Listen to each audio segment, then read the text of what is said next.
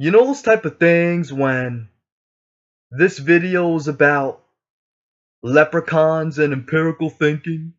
No? So, let me talk about leprechauns first, before I get into the intellect. Holy. So, you know those type of things when Irish spirituality is real?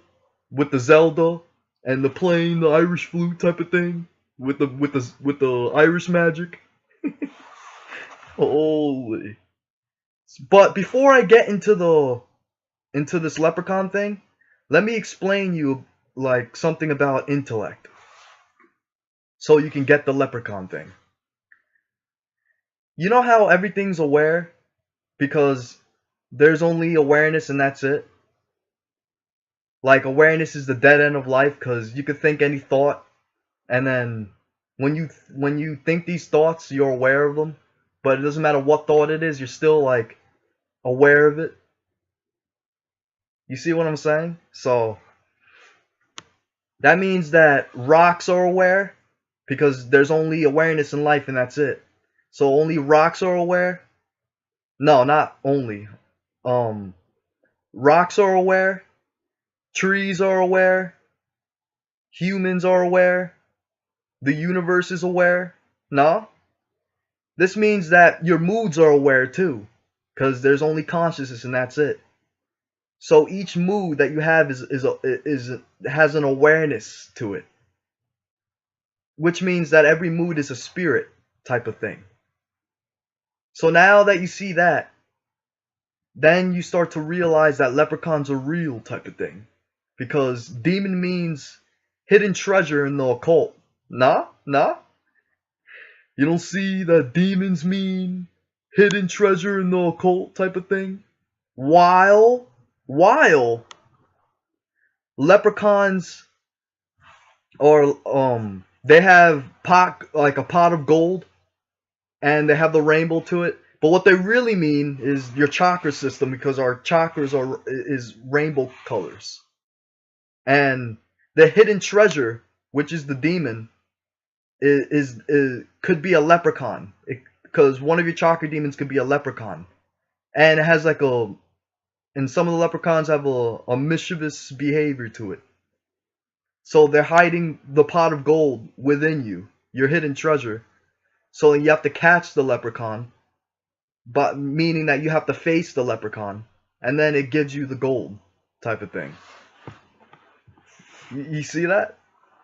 So there's hidden treasures behind your moods, and each mood is a spirit, and that spirit could be a leprechaun. Holy. And now I talked about leprechauns, now let's get into the empirical thinking type of thing. I wrote some stuff down that I want to talk about. And first I want to talk about the ninth house. And this is still on the empirical topic, but I want to get into the belief aspect of this. So, you know how the ninth house in astrology deals with religion, philosophies, and how you feel about life? Just because you feel a certain way about life though, and you have your own philosophies, that doesn't mean that you're right for having the belief, because evil exists in the universe too. While astrology is from the universe too, so that means astrology can be evil as well. While the Neptune sign deals with illusions type of thing. So if the ninth house is in your Neptune sign, that means that you get elusive philosophies. Do you want to live your life with like philosophical illusions? Like, why do you want to do that? Like, and now I got that point across, I'm going to get into the faith aspect now.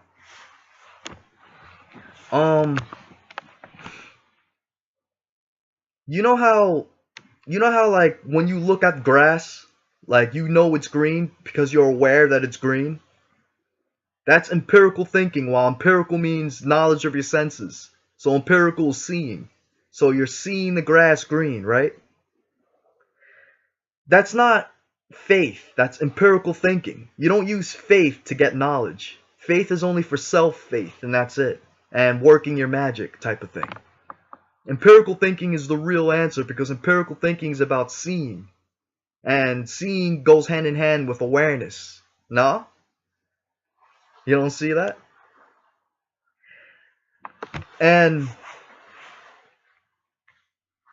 I made this point before, but I forgot what it was. Let me try to think about this. I said, oh yeah, I said if you're using faithful thinking when you're walking through a jungle, right? You're gonna get eaten, type of thing, because you can't have faith on the fact that the tiger won't eat you if you empirically see it coming after you, trying to eat you. So which is the answer? Empirical thinking, seeing that it's trying to eat you, or putting faith on something that's not true and not using your empirical thinking? You get what I'm saying? So you get into empirical thinking. Empirical thinking is knowledge from your senses. So empirical thinking will be something like this. Like thinking about dimensions, like, and not putting your faith on the fact that the dimensions exist. Instead, you're doing empirical thinking, like you look at this dimension, which is the third dimension, you empirically see it, while dimension means an aspect of life. So you see that it's an aspect of life, so you empirically accept it. Now, the fourth dimension is the mind. You see empirically that your mind is an aspect of life, type of thing. So you empirically accept it because it's an aspect of life. It's not in this third dimension. Because if you open your brain, you don't see your thoughts or anything. So instead, your brain is receiving the thoughts. No? You don't see the clarity? And your emotions is the fifth dimension too? The fifth dimension, you're aware of it empirically because when you're aware of your emotions, you see that it's an aspect of life, while dimension means an aspect of life. See, that's how you empirically think, type of thing. Now I'm about to shut this video off. 13 love.